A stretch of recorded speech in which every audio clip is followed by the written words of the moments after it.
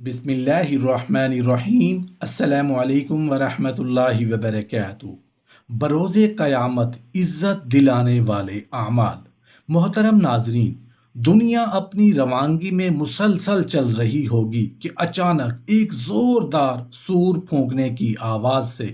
سب کچھ فنا ہو جائے گا سوائے اللہ رب العزت کے۔ پھر دوسری بار آواز آئے گی اور ساری کائنات اپنی اپنی قبروں سے اٹھ کر ننگے بدن ننگے پاؤں میدان محشر کی طرف دوڑیں گے، جو شام کے علاقے کی طرف سجایا جائے گا۔ ہر انسان اپنے اپنے عمل کے اعتبار سے اٹھے گا۔ ہر ایک کو دو فرشتے پکڑیں گے اور میدان محشر میں لے جائیں گے۔ محترم ناظرین، قیامت کے دن کو کوئی عام دن نہ سمجھے، بلکہ وہ بہت سخت دن ہوگا، بہت لمبا دن ہوگا۔ بعض احادیث میں یہاں تک بھی آیا ہے کہ قیامت کا ایک دن 50,000 سال کا ہوگا۔ سب کے ہاتھوں میں نامہ اعمال دیے جائیں گے، اہل ایمان کے دائیں ہاتھ میں اور کفار مشرکین کے بائیں ہاتھ میں۔ اہل ایمان تو خوش ہو کر دوسروں کو اپنا نامہ اعمال دکھائیں گے اور پڑھائیں گے، جبکہ کفار اور مشرکین پریشان ہوں گے اور کہیں گے کاش ہمیں یہ نہ دیا جاتا اور ہمیں ہمارا حساب معلوم ہی نہ ہوتا۔ اعمال کے وزن کے بعد سب کو پل صراط سے گزرنا پڑے گا۔ پل صراط جہنم کے اوپر بال سے باریک اور تلوار کی دھار سے تیز ہوگا، اور وہاں اندھیرا ہوگا، لیکن ہر آدمی کو اس کے اعمال کے اعتبار سے نور کی روشنی ملے گی۔ وہاں گزرتے ہوئے کوئی بات کرنے کی جرت نہیں کر رہا ہوگا، صرف انبیاء اللہ تعالیٰ سے سلامتی کی دعا کر رہے ہوں گے، اور مومن اپنے مزید نور کے طلب کے لیے اللہ سے دعا کریں گے۔ اپنے گناہوں کے اعتبار سے لوگ پل صراط سے نیچے جہنم میں گرتے رہیں گے۔ کچھ مومن تیزی سے گزر جائیں گے اور کچھ آہستہ، کچھ گرتے گراتے اور کچھ بہت دیر سے۔ پل صراط کا آخری حصہ کنترا مقام ہے، جہاں تمام اہل ایمان کو روک لیا جائے گا۔ اگر ان کے دلوں میں کچھ کینہ، بغض وغیرہ ہوگا تو انہیں وہیں سے صاف کر کے آگے جنت کے لیے روانہ کیا جائے گا۔ وہاں ایک نہر حیات ہوگی جہاں ان سب کو ڈالا جائے گا۔ سب جنتی 32 یا 33 سال کی خوبصورت 60-70 ہاتھ قد کے جوان بن جائیں گے۔ 50,000 سال کا لمبا ہولناکیوں سے بھرا ہوا دن خوش نصیبوں کو ذلت اور رسوائی سے محفوظ رکھے گا اور عزت بخشے گا۔ نیک اعمال کرنے والوں کو اللہ اس دن کی ہولناکی، ذلت اور رسوائی سے محفوظ فرمائیں گے۔ ارشاد باری تعالیٰ ہے، جو شخص نیکی لے کر آئے گا تو اس کے لیے اس سے بہتر بدلہ تیار ہے، اور ایسے لوگ اس روز گھبراہٹ سے محفوظ ہوں گے۔ مسلمانوں کو، مومنین کو اور اللہ پر ایمان رکھنے والوں کے لیے 50,000 سال کا یہ دن چند گھنٹوں کا لگے گا، بلکہ عصر سے مغرب تک وقت کے برابر لگے گا۔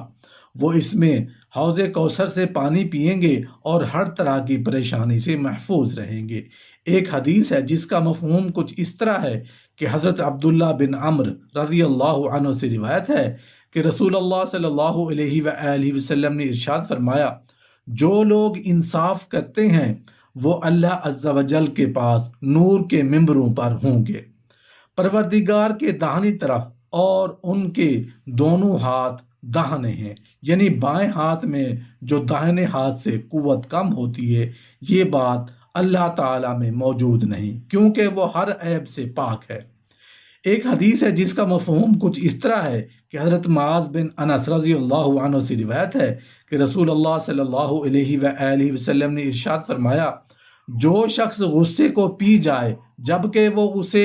نافذ کرنے پر قادر بھی ہو، تو اللہ تعالیٰ قیامت والے دن اسے تمام مخلوقات کے سامنے بلائے گا اور اسے کہے گا وہ جس حور سے کو چاہے اپنے لیے پسند کرے۔ کسی مصیبت زدہ کی دنیا میں مصیبت دور کرنے کی وجہ سے روز قیامت اللہ اس کی تکالیف کو دور فرمائیں گے اور اسے روز قیامت کی اذیتوں سے محفوظ رکھیں گے۔ تنگ دست کو مہلت دینے کی وجہ سے روز قیامت اللہ تعالیٰ اس کے لیے آسانیاں پیدا فرمائیں گے۔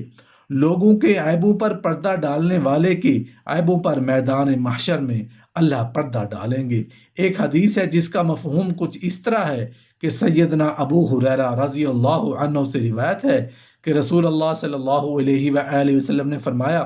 جس نے کسی مومن سے دنیا کی تکلیفوں میں سے کوئی تکلیف دور کی تو اللہ تعالیٰ اس کی قیامت کی تکلیفوں میں سے کوئی بڑی تکلیف دور فرما دے گا،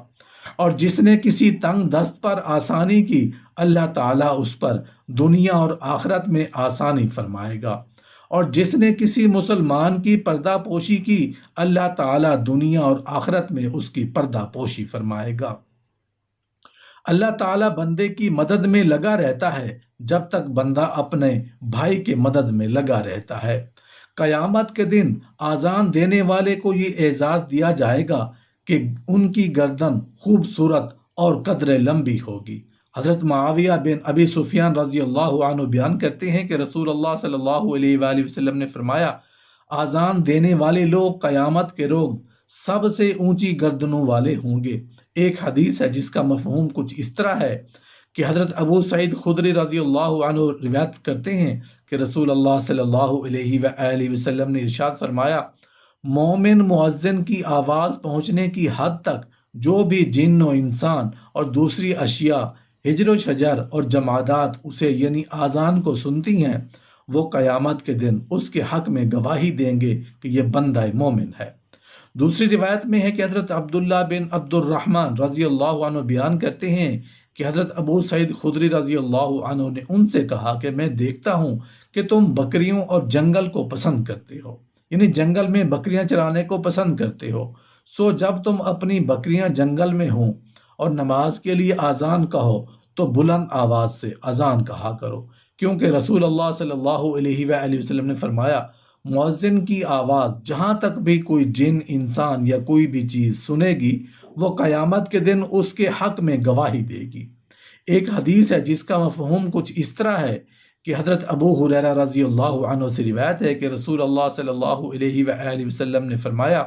میری امت کے لوگ وضو کے نشانات کی وجہ سے قیامت کے دن سفید پیشانی اور ہاتھ پاؤں والوں کی شکل میں لائے جائیں گے۔ شہید کو بغیر حساب کے جنت میں داخل دیا جائے گا۔ شہداء میدان محشر میں آئیں گے تو اللہ تعالیٰ ان کو ویسے ہی حالات میں لائیں گے جس طرح وہ شہید ہوئے ہوں گے، تاکہ ساری کائنات کے سامنے معلوم ہو جائے کہ اسے بغیر حساب کے کیوں جنت دی جا رہی ہے، کہ اس نے اللہ سے اپنی جان دے کر جنت کا سودا کیا تھا۔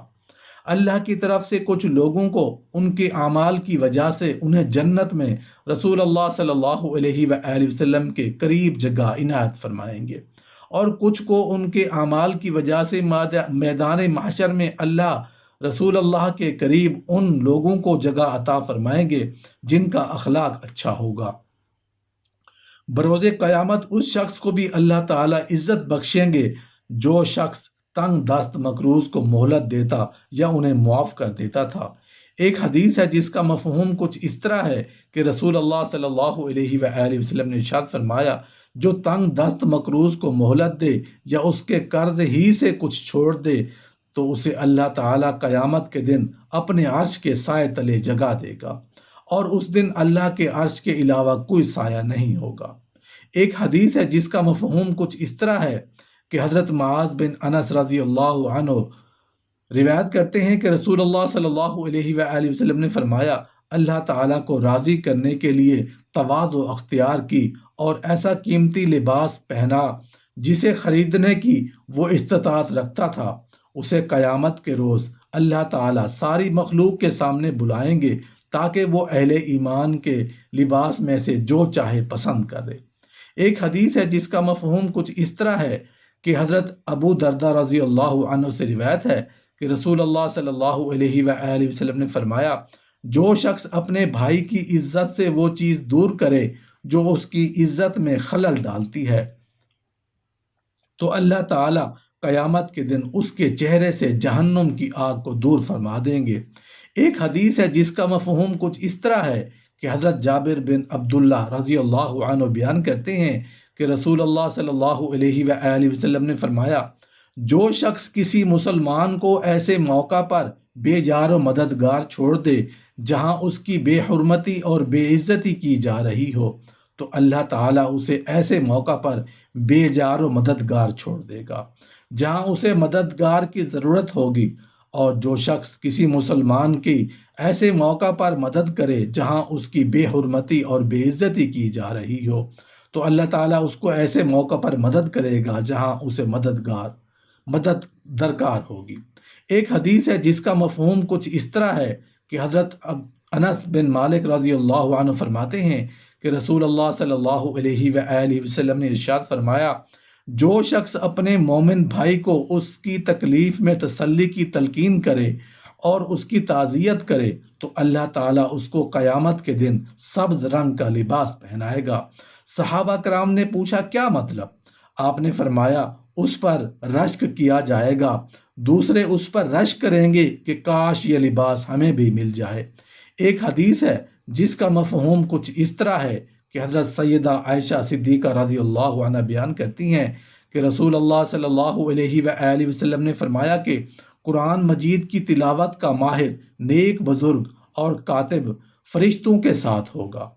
اور جو قرآن مجید پڑھتے ہوئے اٹکتا ہے، پڑھتے ہوئے اسے مشکل پیش آتی ہے، اس کے لیے دوہرا اجر ہے۔ سچا ایماندار تاجر اللہ تعالیٰ اور اس کے رسول کے ہاں بہت عزت اور تکریم کے قابل ہے، اور اللہ اسے تاجر کو کئی ایک انعامات سے نوازیں گے۔